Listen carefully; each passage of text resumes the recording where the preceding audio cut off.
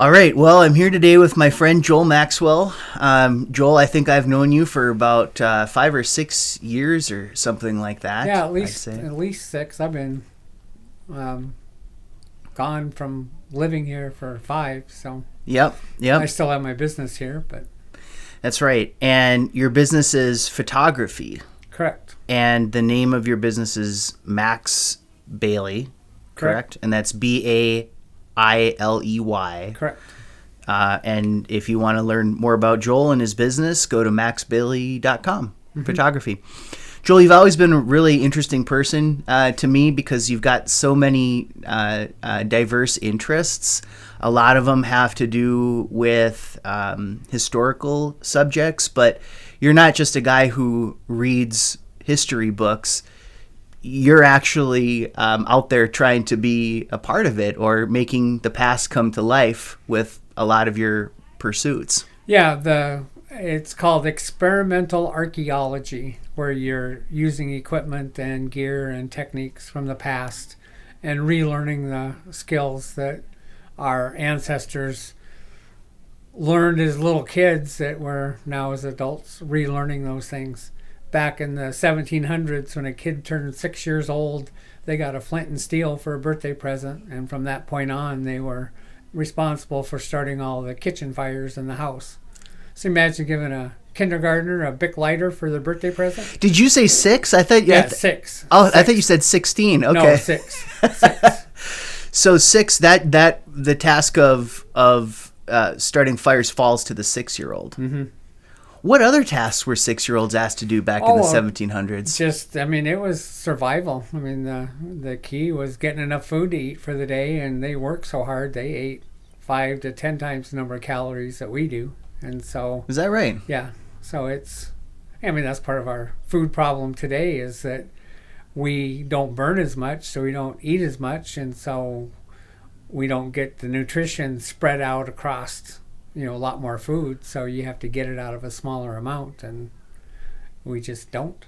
So let's limit this to a specific time period. Now, we talked about the 1700s. My favorite time period is from the 1500s to the 1700s, because in school we hear Columbus discovered America, and the next thing is the Revolutionary War. Well, there was hundreds of years in between that basically laid the foundation for this country. Mm-hmm. And that our form of government never existed anywhere in the world before the United States, and it's actually modeled after the Indian tribes on the East Coast.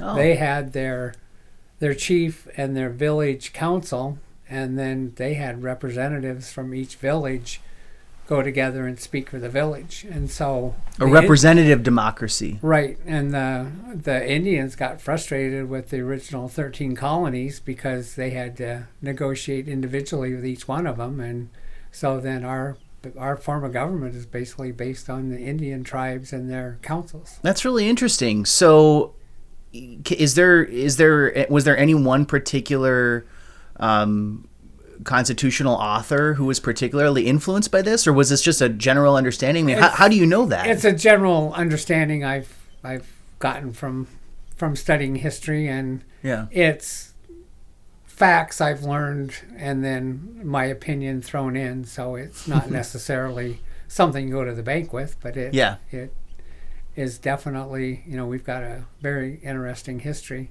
So we're talking about a roughly 250 to 300 year period between 1500, because they say 1492 Columbus sailed the ocean blue, and then up until 1776. Yeah, until the Revolutionary War. Okay, so and then when we're you talked about the child receiving the flint and steel as a 6-year-old. Are we talking? I mean, I suppose back then pretty much everywhere is rural because it's. Well, yeah, the heating in homes were fireplaces, or that was the Franklin stove was invented sometime along there. That was the first kind of freestanding wood burning stove, and so they lived a lot harder life than we do. Is there a term that people use to refer to this particular period in history? Not that I know of. They refer by centuries, but it's just the 1700s are after that is when the percussion rifles and the cartridge rifles came in. So I like the the old flintlocks and the traditional arms. The flintlocks were around for 300 to 600 years. And then once they developed the cap for the percussion guns, that was what they needed to make bullets. And so the percussion guns only lasted 20 or 30 years before they switched over to the cowboy era with the revolvers and the repeating rifles. So the predominant arm during this period that we're referring to was the flintlock or the matchlock rifle? Yeah, the flintlock was the main one. Prior to that was a matchlock, and that was just basically a piece of rope that you would light and it would glow when you're ready to shoot. You pulled the trigger and that put that glow down into the powder, and then that set the gun off. So that would continuously burn almost like a cigar or something like that, right? It'd be just burning the whole time. So you had to replace it as it went out, or be able to relight it if it went out. Yeah. And so are you also specifically referring to the U.S. during this time period? Yeah, I haven't studied all around the world. I've got a friend that retired, and when he retired, he would take 1 year every year and study it worldwide. So he'd pick 1749, and then he would study world history all around the world for that year. And he said it was just amazing as to how the different world events changed what we did and how it affected us. Yeah.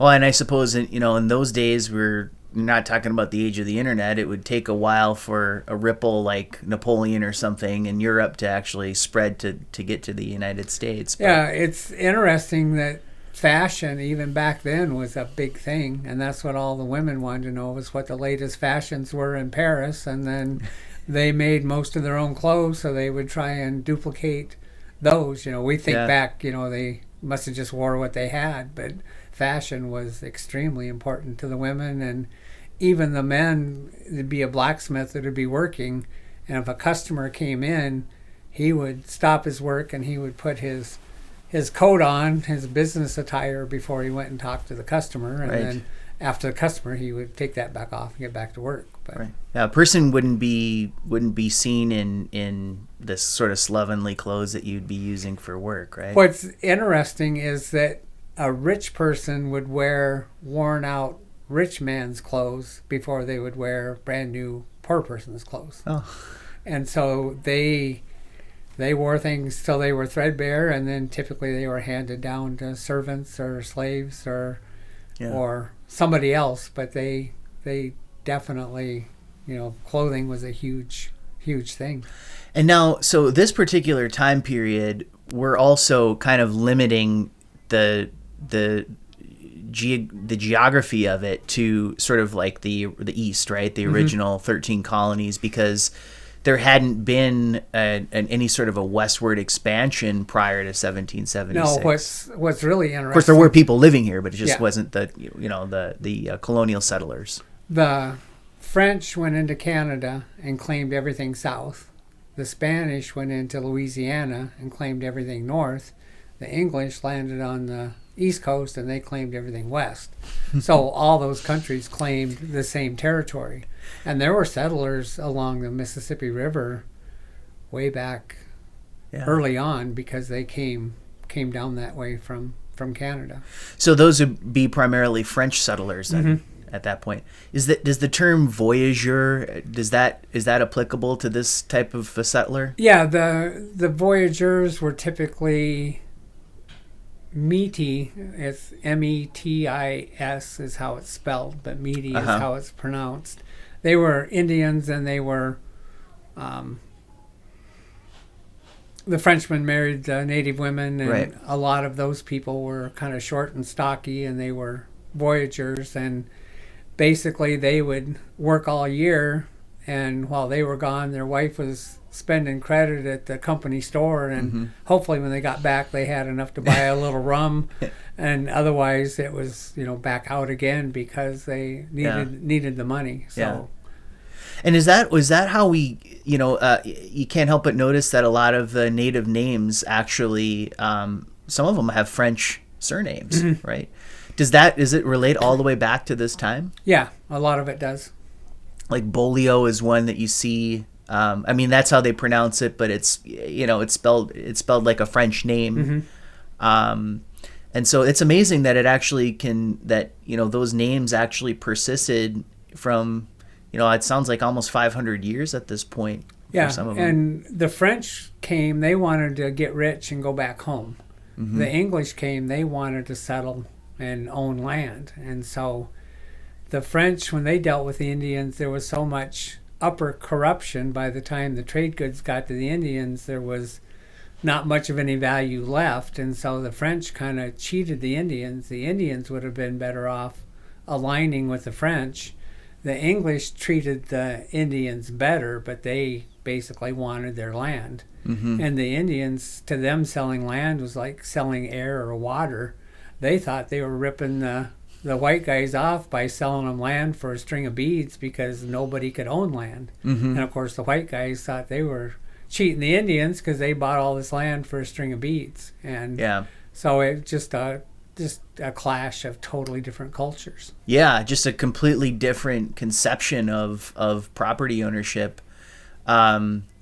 Yeah, it's interesting because when people have such differing worldviews, it's very difficult for them to ever come to some sort of a mutual understanding without one side, kind of getting where the other side is coming from. And what isn't talked about a lot is that after Columbus came through, when they came back several years later, 95% of the Indians were dead.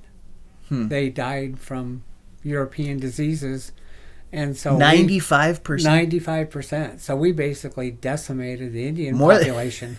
Wow, that's more than decimation. Yeah. If decimation is meant to understand it's one of every 10, yeah, that's like 9.5 out of 10 would die. They had no immunity to common colds, flu, smallpox, any of that. And then there was some definite biological warfare done at the time where they... I was going to ask you, do you think any of that was intentional? Oh, yeah. They gave Indians small blankets that have been used by smallpox patients specifically to spread it. Right. I never understood in school why they slaughtered all the buffalo. They hear stories of the hunters and trains just shooting every buffalo in sight. Well, they did it to starve the Indians onto the reservations. The buffalo was the Indians' Walmart. That was their clothing, their shelter, their food, their tools. When did they do this?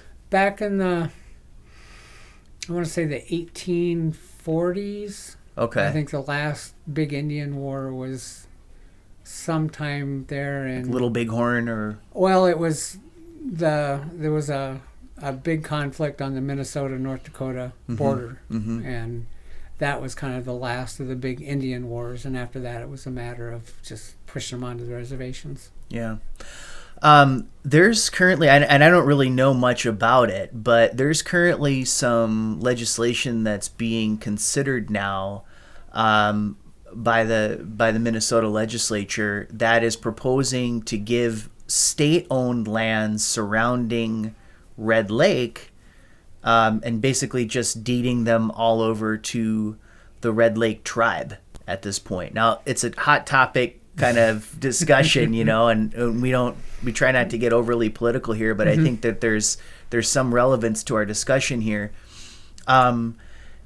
Is this kind of approach at this point? Do you feel that there's a sense of justice to it, or kind of given what you were saying before about the Native American conception of land ownership, does this really have anything to do with correcting anything that was done in the past, or what are your thoughts on this? I haven't studied that enough to really know. I know in Alaska they were fighting over who owned the land, and that was enough years later that the oil companies basically put their lobbying power on the side of the natives, and they made the Alaskan settlement where there were 12 tribes or clans in Alaska, and they each got a chunk of money and a chunk of land, and then regional corporations is what they formed. And the 13th regional corporation was for Alaska natives that had left the state. And then they got money that was basically, they made a corporation with these funds, and then it was up to the different tribes to manage their individual corporations. So the oil rights, basically. Yeah, and they got treated more fairly than the Indians in the United States. And, you look at history prior to Darwin's theory of evolution, the British, when they expanded, they tended to get along with the natives fairly well and negotiated and treated them fairly. After Darwin came up with the theory of evolution and survival of the fittest, it really changed the political atmosphere in Britain to where we got the guns, we got the power. That's we can really do interesting. whatever. So might makes right, and that's just the way of the world. And so an evolution. So in that sense, this theory of evolution actually had a completely destructive effect on the world. Yeah, well, on the native populations. Yeah, because prior to that, Britain, they treated the natives fairly. Do you think that in their mindset that this evolutionary theory would permit them to just engage in whatever conflicts they could to grab as much as they could without respect to whether or not there was a valid claim or a pretext for the war to start? It was the survival of the fittest, and since we had the technology, we were the fittest. Mm-hmm. What's interesting, though, is that the native birch bark canoe is one of the few cases where an indigenous product basically replaced all their wooden rowboats and different things that they brought over didn't work in the northern waters because they had to be picked up and carried from lake to lake. Mm-hmm. And the birch bark canoe it's actually an amazing piece of engineering. Yeah. Birch bark is actually flexible, and you actually make a bag out of birch bark, and then you force ribs and slats into it to press it out to shape, and then you use hot water and actually stretch the bark so it's tight. Yeah. And now we're talking specifically about Minnesota and a Ojibwe culture? Pretty much all across the northern tier where there's birch trees. That was the main form of transportation. Right. And the Indians would basically make a canoe whenever they needed one. And the only way that they could keep it from year to year was they would actually sink them in a lake with rocks, and then they would stay wet and they would preserve. If they left them on shore, they would dry out and rot and be destroyed. They've actually found birch bark canoes that are hundreds of years old that were submerged in a lake. And they still work? Well, they're museum quality. Yeah, sure, I mean, but yeah, I see they're still intact and shows the construction. And it's interesting. Wood has that quality that it's incredibly resilient and resistant to rot when it's wet. Mm-hmm. I know, have you heard of Stradivarius? He's a violin maker. Yeah. I heard that a lot of the wood that was used in his violins had been wood that was submerged for a long time, and it gave it a particular kind of tone or whatever you want to call it. Yeah, I've heard that his wood was special, and they're not even really sure exactly what he did to do that. So have you made a birch bark canoe? I have not. That was on my bucket list. I'm not sure if it still is or not.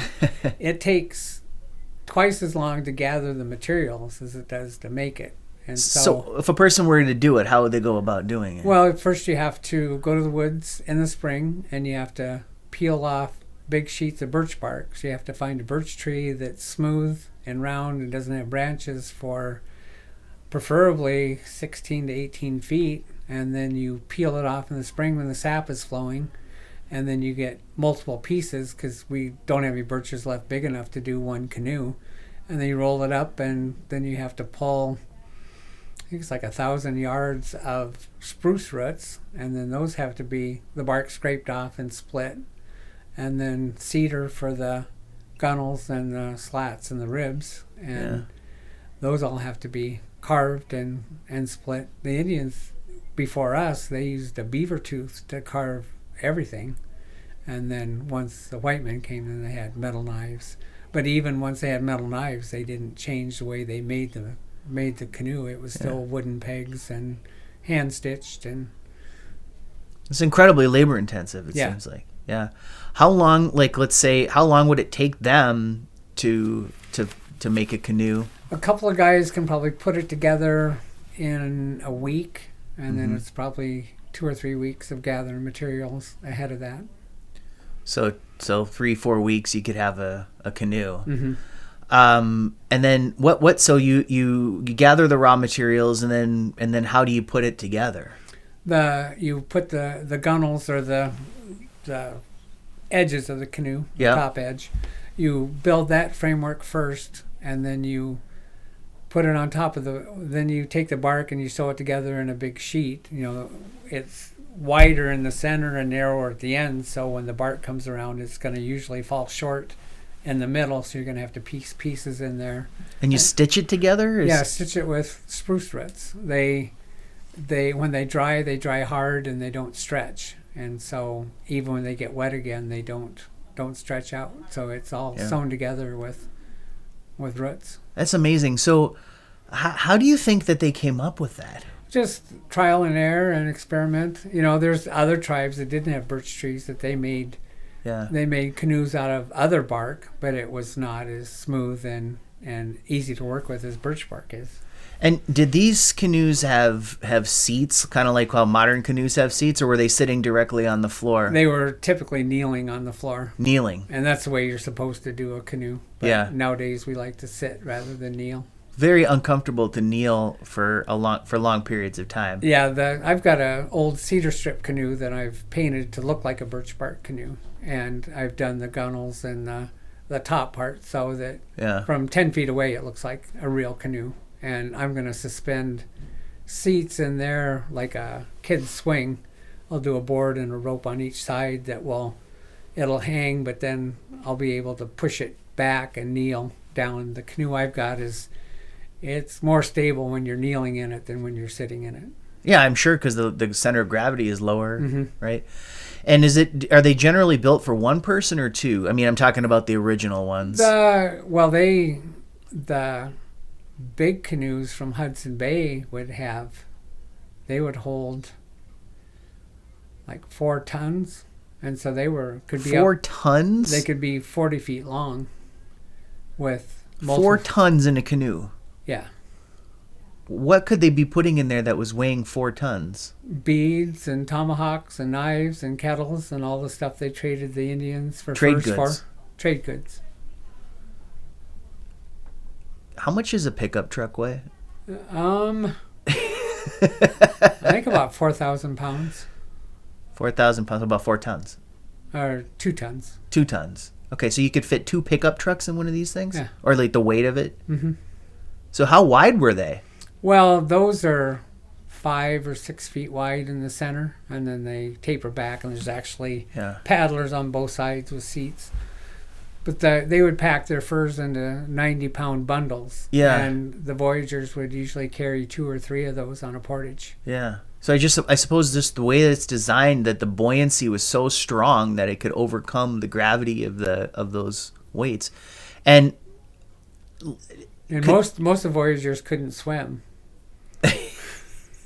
You imagine taking a job where you had to be canoeing all the time and you not being able to know how to swim. Yeah, you're not going to abandon ship.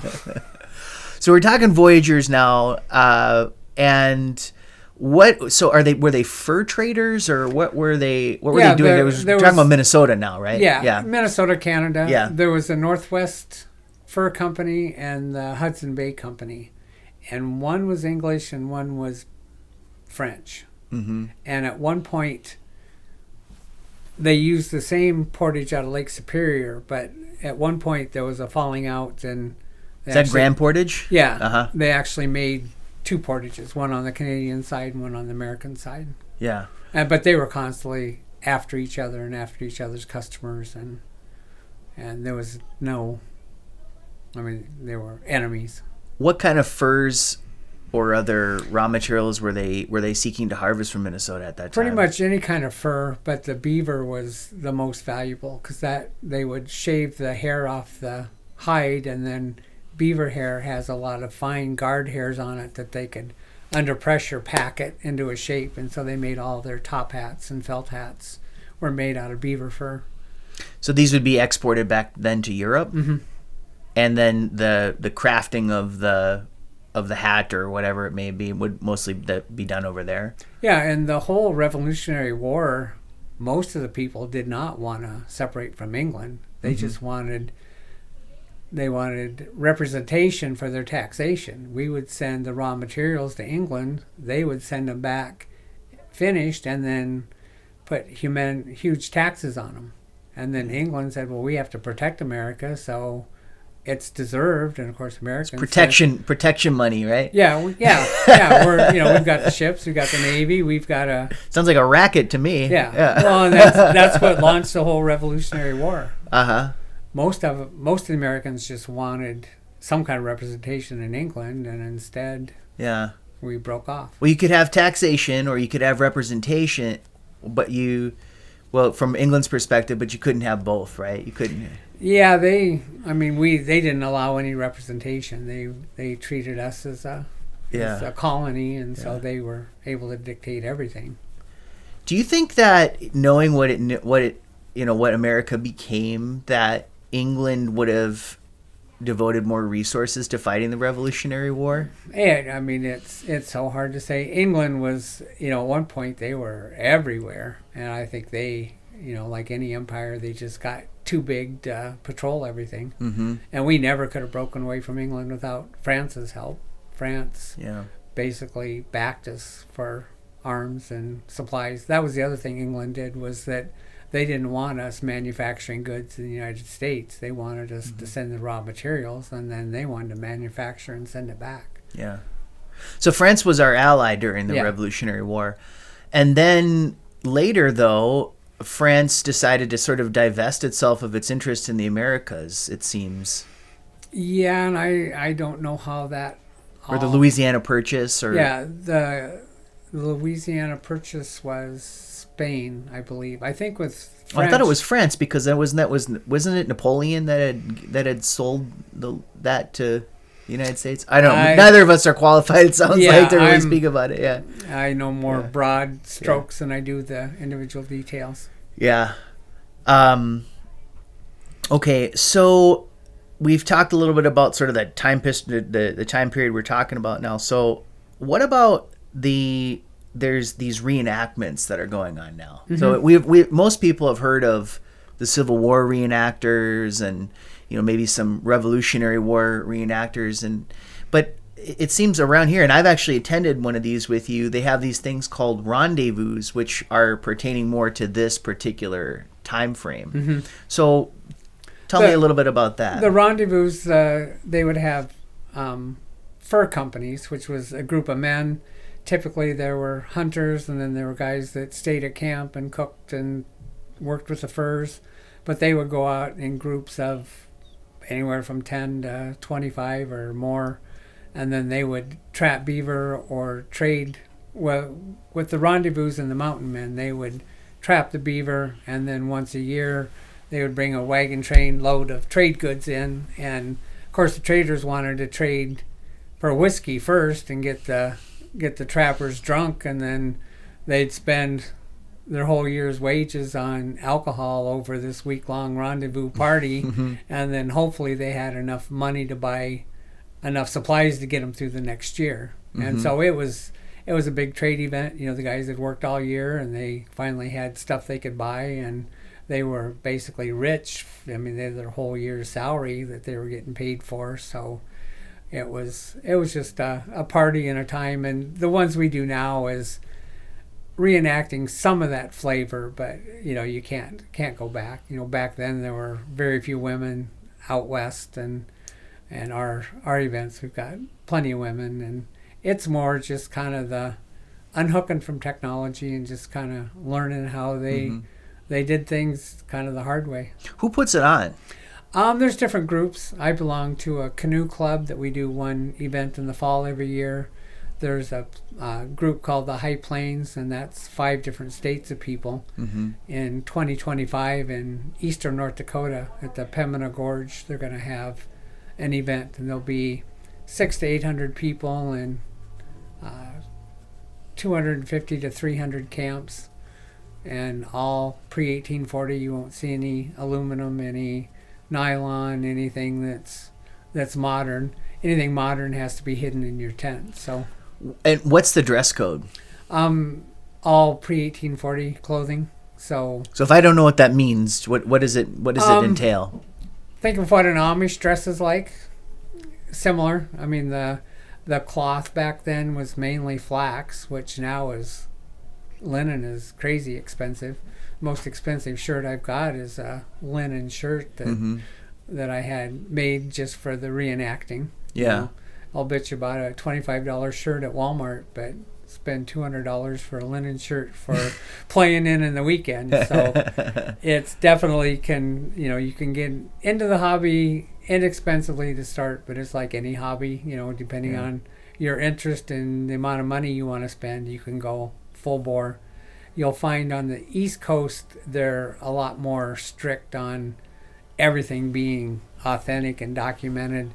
The further west you go, the more the rules kind of relax. And so I'm kind of middle of the road. Yeah. Most of the stuff I have is made from the materials that were available then. It's not necessarily a wooden spoon that's exactly like the one that George Washington used. And some events are called juried events, where you actually have to document, send pictures of your gear before they will let you attend the event as a participant. Wow. Well, I suppose if you go to one of those, it's a pretty authentic experience. Yeah. So how do they keep, one of the things is with these is that you have to leave your modern automobiles well out of sight.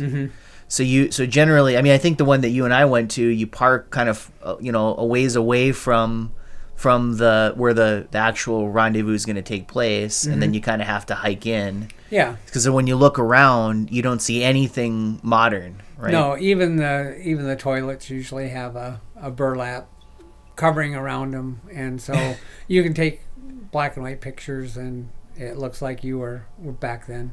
Yeah. And so what kind of events happen at the rendezvous? Usually the biggest is a shooting event. Okay. And there's target shooting and novelty shooting lollipops or chopsticks or matchsticks, and then paper targets that you can score. There's usually a variety.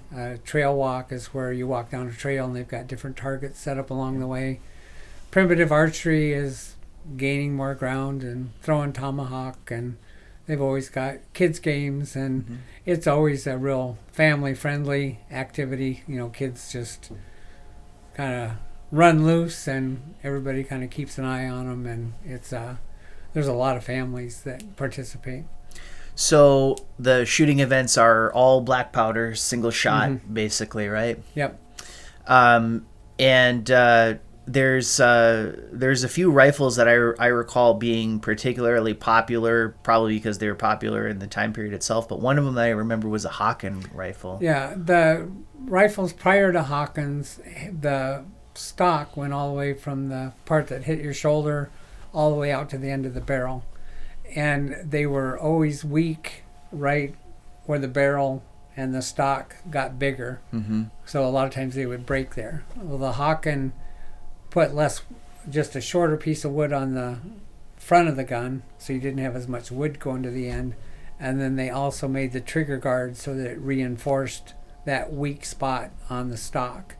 And so it was just a heavier duty gun, and then the Hawkins were kind of the first percussion guns. And so okay, and when were those designed? Around 1840. Oh, okay. So those came actually beyond the time period that were the original time period. So, going back to since we're talking about shooting at the rendezvous, say you've got a matchlock rifle and you want to fire you want to fire it, right?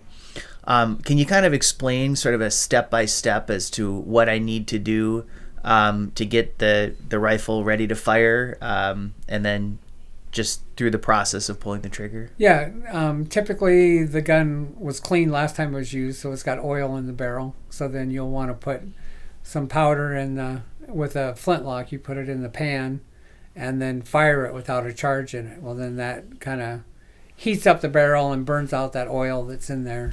And then you can actually see that the air moves at the end of the barrel, so you know everything's clear. And then you take and you measure your powder, dump that down the barrel, then you wrap a lead ball with a piece of cloth, push that in the end of the barrel, and then you cut the cloth off so that there's no extra. And then you push that down on top of the powder. And then when you're ready to shoot, you open up the frizzen, which opens up. There's a pan right next to the back end of the barrel. You put powder in there.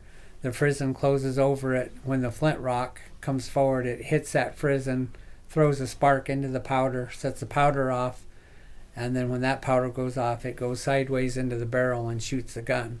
So before the gun has fired, you have a ball of fire a foot in diameter, 3 or 4 inches in front of your face. So if you can shoot a flintlock, you can shoot anything. Yeah. So the little piece of cloth, I think that's called a patch. A patch, right? Mm-hmm.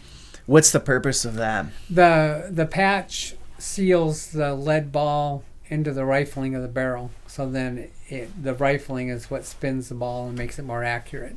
And the patch just engages that. If you didn't have a patch, it would be less. Would it still fire? Or? It would still fire, and it'd be less accurate. Oh, just less accurate. Yeah. The earlier muskets, a lot of times they didn't use patches. They just dumped powder in and dropped the ball in.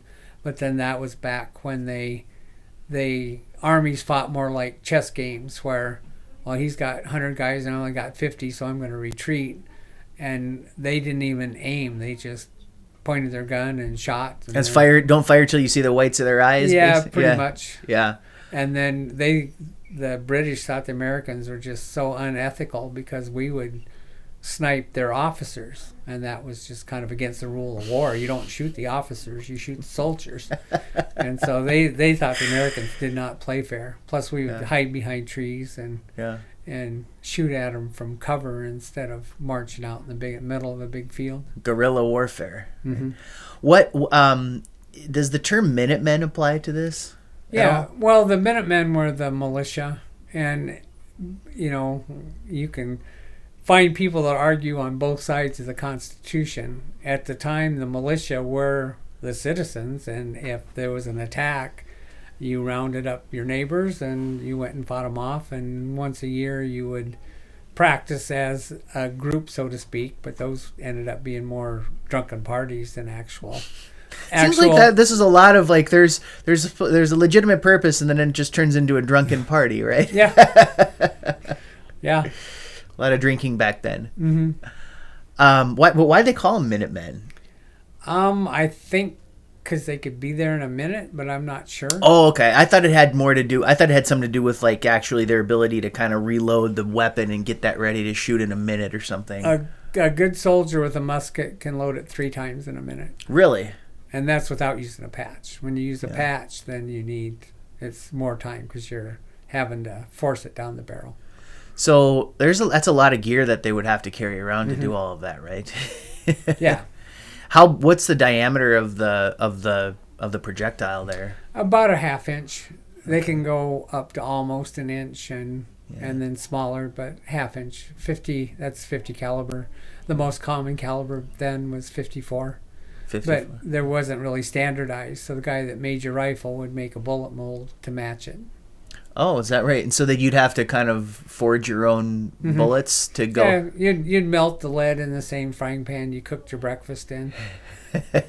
You imagine? I mean, like you talk about modern conveniences, but I mean, for people just to be able to go to the store and pick up a case of 9mm 22 or something like that, thinking how convenient that is compared to back in the day, you actually had to pour the lead or molten lead to make your own bullets. How much things have changed in just a pretty short period of time, all things considered, right? Mm-hmm. Okay, so we talk the historical reenactments or the rendezvous take place in lots of different areas, but they have some in Minnesota. Yeah, pretty much anywhere across the country you can find one almost every weekend within 150 miles. And when's the next one in this area? There'll be one in south of Fargo toward the end of May. Mm-hmm. And there's winter ones different places. I don't really know for sure. If people wanted to learn more about that, what would they do? Well, they could start at High Plains, HPRR, High Plains Regional Rendezvous.org. Okay. And that would get you links to a lot of other sites. So before we were talking, and you said that you've got a kind of a interesting, I don't know if you want to call it a project or an adventure or an expedition, but you mentioned that you're currently scouting the Crow Wing River. Yeah, I made one overnight trip this fall, and I've done it once in the past, but I want to check out the Crow Wing lake chain and Crow Wing River and find where there's big beds. I know there's on, I think it's 6 Crow Wing, there's a lot of wild rice, but I've got buddies that live on those lakes that are scouting for me to find out where the most wild rice is, and I want to do some canoe trips, and I would like to do an expedition with my canoe, and I've got one buddy lined up, but as many canoes as we can get, and spend a weekend harvesting wild rice and then drying it, and then a few weeks later using the kettle and parching it and finishing it. So what are the rules on that? I mean, if it's a public lake, are you allowed to harvest rice? Wild rice used to be people would harvest it for money. A lot of people, that's how they paid their heat bill, was they would harvest wild rice in the fall. The commercial rice has really pushed the price down to the point that there's not as many people harvesting anymore. Yeah. But you can only harvest from 8 in the morning till 3 in the afternoon. You can only use sticks a certain size, a certain weight. They want it so that when you harvest, that part of the rice falls in the water to reseed, because it has to be reseeded every year. And so that's why it's regulated. But nowadays there's not near as many. I mean, there's way more rice out there than what people harvest. Are the wild rice patches, generally speaking, near the shore, or could they be anywhere in the lake, really? They can be anywhere. They tend to be more in flowing water, so they tend to be more in the streams that connect the lakes together. Yeah. Or near the outlets of those. You know, when you're fishing, if you're paying attention, it looks like wheat or grass growing out of the water. It comes up 4 or 5 feet above the surface of the water, and there's grain heads on it, but the grain doesn't ripen all at once. So you go through once, and the way you use the sticks is you bend the stalk over so it's over the canoe, and then you brush it from the side, or you knock on that stick, and then any ripe grains will fall in the canoe, and any unripe ones will stay on the head.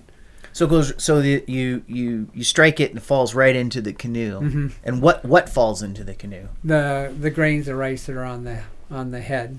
Okay. And what color are those usually when they come in? Greenish, brownish. Yeah. And how much let's say you're ricing that day, how much are you looking to put in your boat? Well, the year we did it heavily, we did it about 2 weeks too early. So we were getting about 50 pounds a day. I've heard all kinds of stories of guys getting 200 to 300 pounds a day. And 300 pounds of rice would pretty much fill up a standard canoe up to the edges with not much freeboard on the side of the canoe, so you wouldn't want to be in waves. But you can always go to shore and unload and go back if it's real heavy. All right, so you've gathered your 200-300 pounds of wild rice, and you head back to shore. What do you do then? You lay it out on a tarp and let the sun dry it, and then at night you either cover it back up or put it in a garage or whatever, but it takes 3 or 4 days of drying in the sun.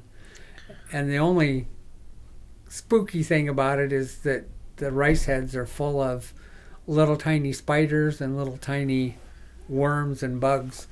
And so when you spread the rice out in the sun, you can just see them crawling. And what's funny is the hornets will come eat all the little grubs. Oh, yeah. And then the rest of them will crawl off, and then the rice dries out. What about deer and raccoons and other things like that? I mean, if you've laid this enormous tarp out, usually you do it in town, and you do it during the day in the sunlight, and then you cover it back up at night. So you just have to be aware. Yeah.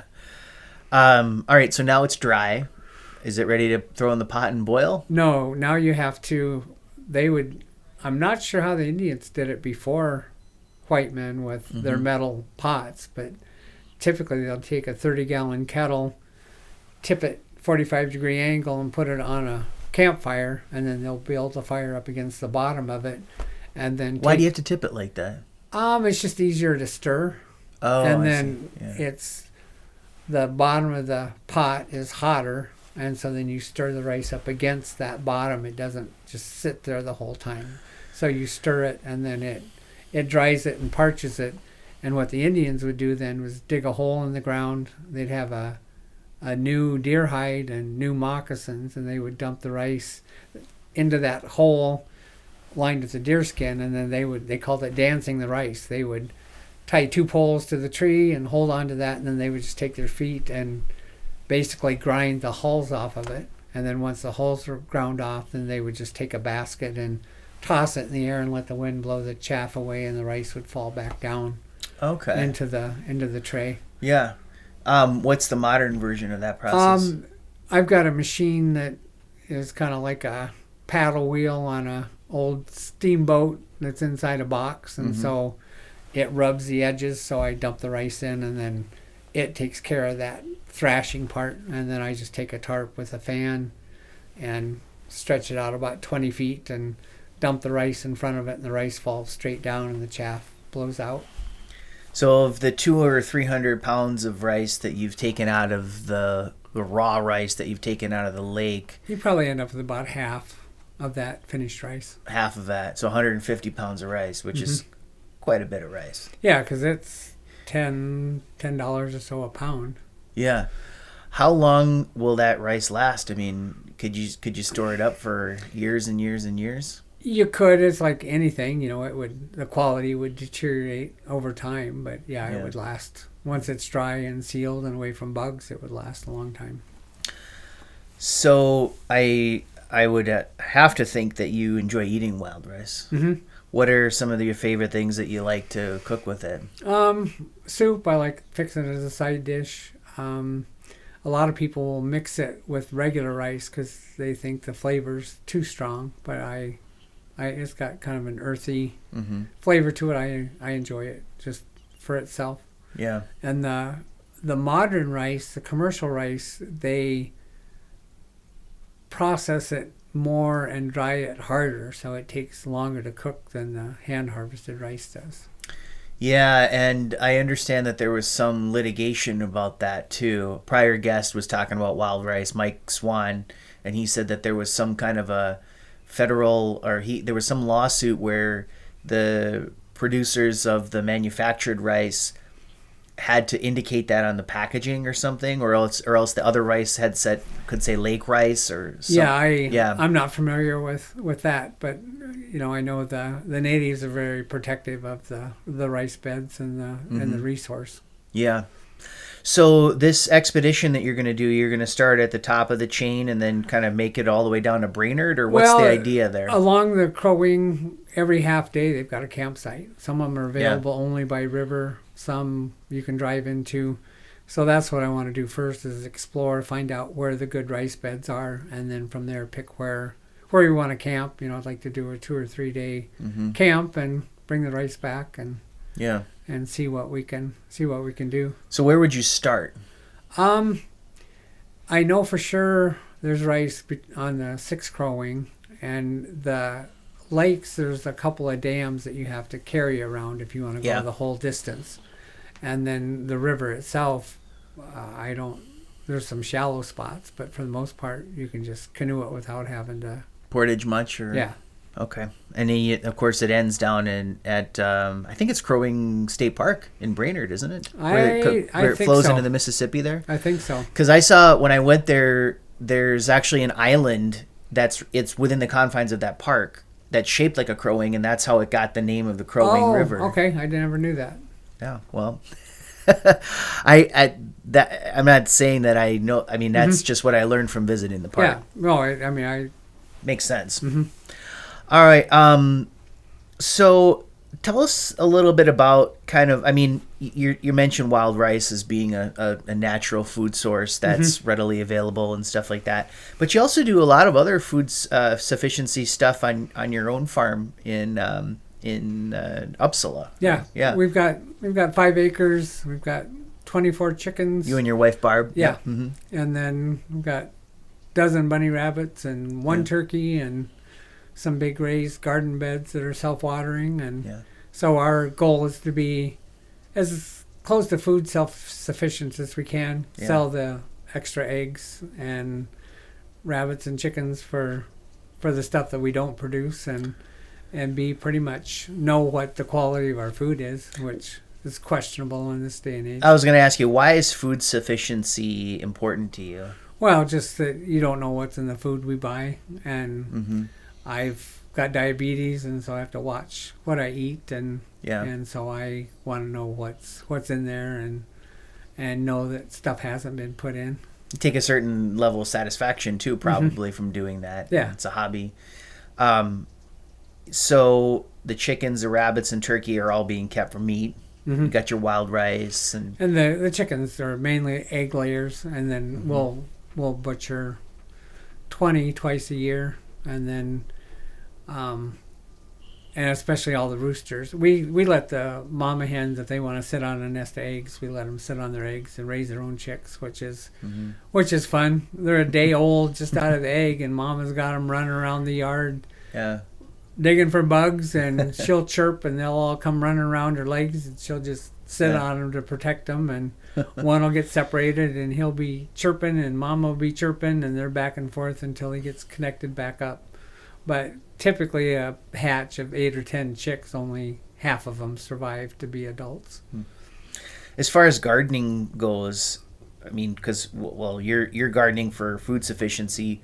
What's a good bet for in terms of the different vegetables that you'd plant? Well, if I only planted one, it'd be tomatoes. I mean, the tomatoes you grow yourself are 10 times better than what the store tomatoes are. Store tomatoes are grown to be able to be shipped without being smushed, and so they look like a tomato, but they don't really taste like one. They're very firm and watery, kind of like but I mean, just in terms of like if you really needed to stock up for the winter, I mean, tomatoes are good, of course. You can can them and all that with different things, or salsas and all that. But what are some other green beans, squash?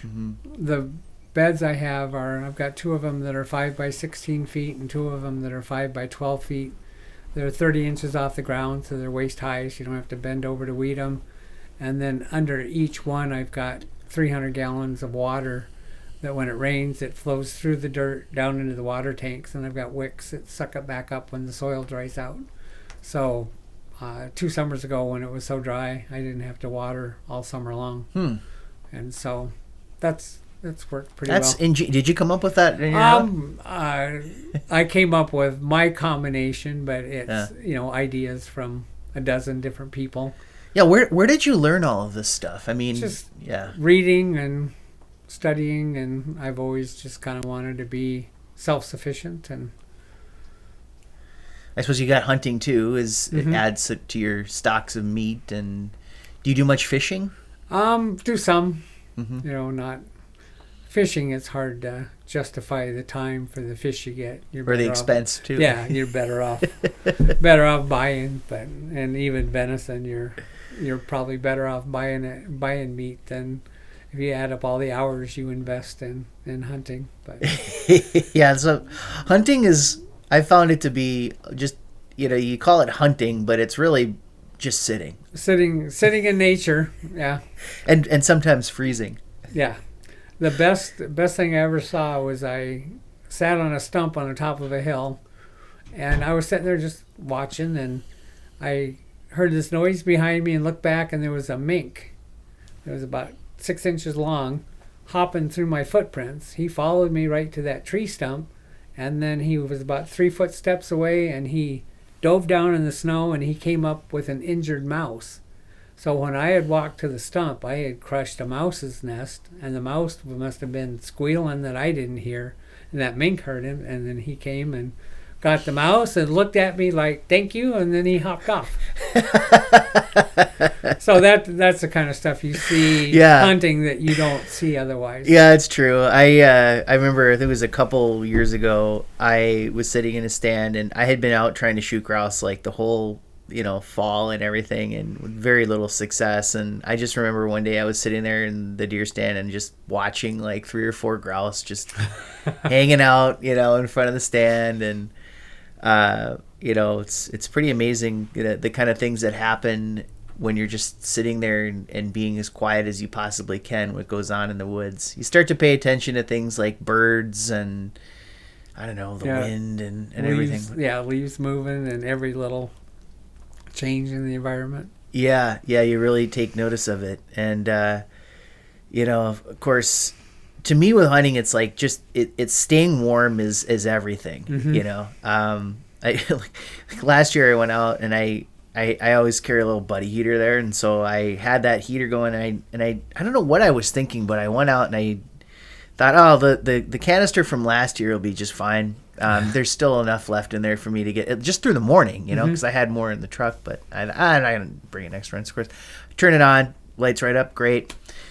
10 seconds later, it goes out. So now I'm gonna be sitting out there all morning, and the only thing I'm thinking about is how cold my hands are and how stupid I am for not going back and just taking the extra propane canister with me. But you learn some life lessons that way. Yeah, you do. Your day job is photographer. Mm-hmm. So how'd you get involved in that? High school yearbook photographer and camera club, and went to a 2-year photography school out of high school, and just kind of... Where was that? That was in Waterloo, Iowa. And then my first job was in Rapid City, South Dakota, and worked for a studio there. And as I said, we had the old-time studio, and so we'd work 1 or 2 days there, and the rest of the week doing high school senior portraits and weddings and all that stuff. But that was kind of a nice training ground, because I could take a family picture and see it 5 minutes later. So it was like the 7th old-time studio in the country at that time, so people had never seen it before. It was fun. And then I remember you mentioning to me once that you actually even worked in a studio near Wall Drug, or on that street. Yeah, I was right across the street from Wall Drug. Is that one? Yeah. Okay. All right. Yeah. Yeah, we had an old-time studio there. What was funny is that the first one was by Mount Rushmore. Yeah. And that we tried one in Deadwood and we tried one in Wall Drug, and neither of those locations, they didn't do 10% of what Keystone did. Well, we analyzed it and figured out that people go to the Black Hills for a vacation.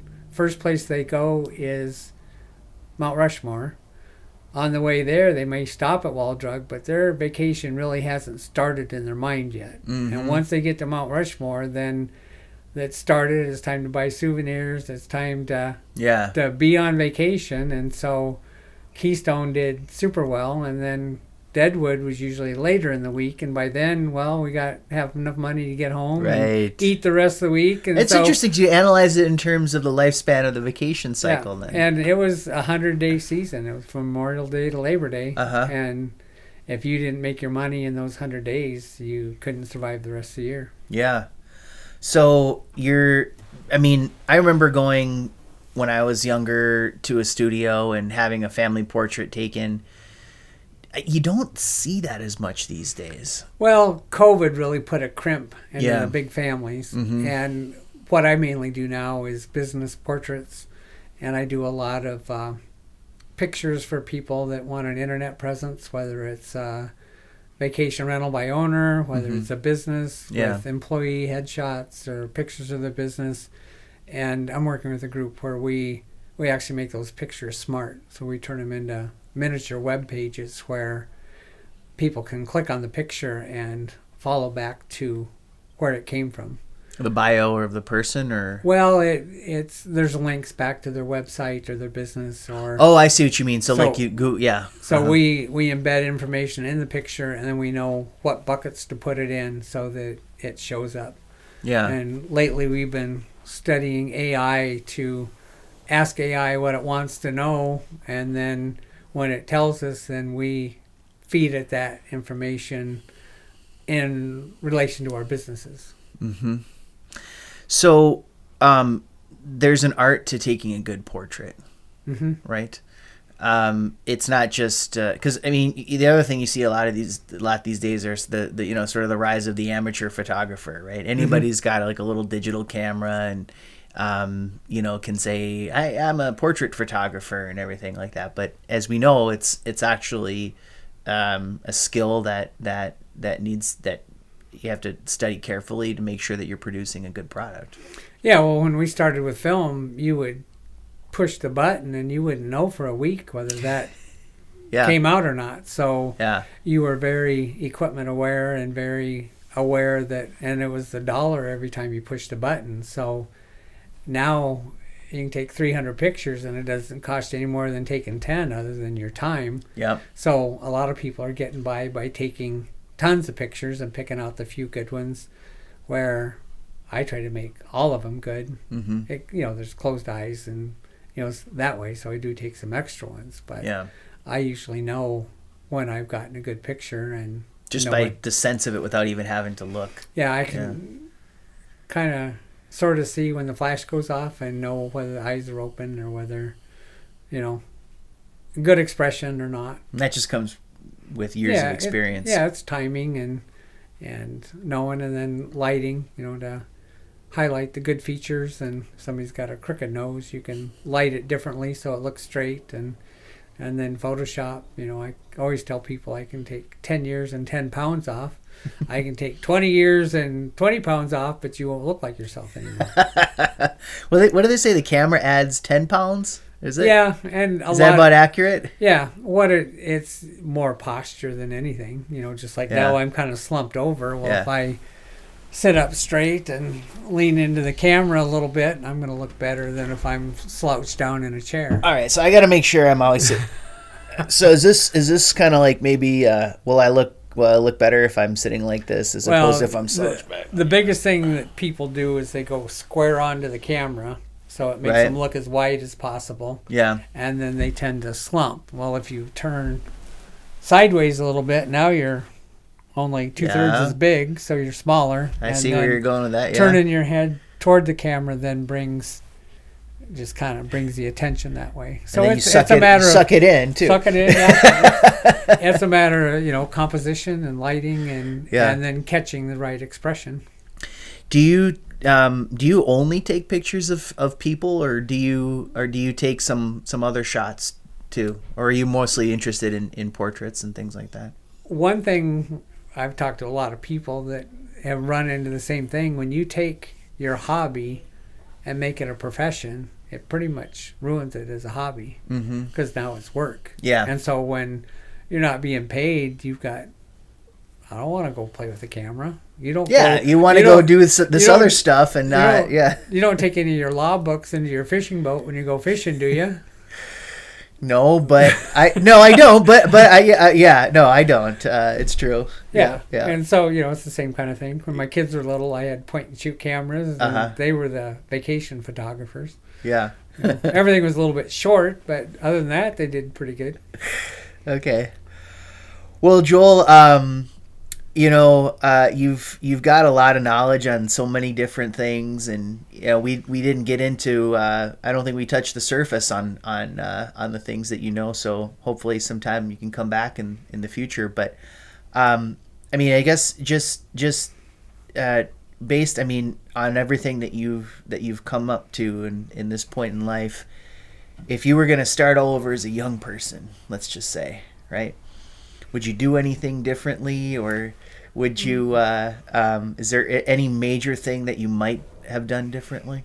You know, that's the big question for everybody. Yeah. You know, am I going to know what I know now? Yeah, I'd make a lot of different decisions, but I've enjoyed my career taking photographs. I mean, it's fun. I didn't care for the sales tax reports and the business records and the paperwork, but creating images, you know, you just kind of lose yourself in time and creativity, and it's fun, and you know, so I've totally enjoyed that part of the career. And plus being self-employed, you know, you can take time off whenever you want. I want to go racing that day. Yeah, you just have to work twice as hard the day before and twice as hard when you get back. But, you know, I've been able to enjoy this part of the country, and That's one thing I learned in Rapid City was that we had that old time studio. So I had a free pass for pretty much every tourist attraction out there. They had an association, and they wanted